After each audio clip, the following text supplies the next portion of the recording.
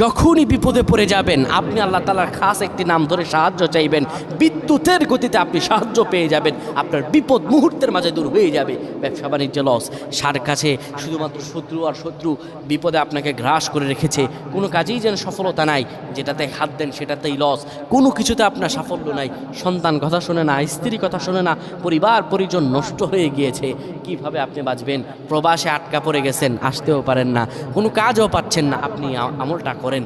এটি আমার কথা নয়, বিশ্বনবী মুহাম্মদ রাসূলুল্লাহ সাল্লাল্লাহু আলাইহি ওয়াসাল্লামের প্রিয় সাহাবী হযরত যায়েদ রাদিয়াল্লাহু তাআলা আনহু, তিনি একবার মক্কা থেকে হিজরত করে যখন মদিনায় যাবেন, ঠিক সেই সময় বিপদে পড়ে যান। ওনাকে একটি লোক বিপদে আটকে ফেলে এবং ওনাকে হত্যা করার চেষ্টা করে। তখন তিনি আল্লাহ তাআলার এই খাস নামটি ধরে সাহায্য চেয়েছিলেন, আল্লাহ তাআলা তাকে বিপদ থেকে মুক্ত করেছেন। সুবহানাল্লাহ। সেই দোয়াটা কি?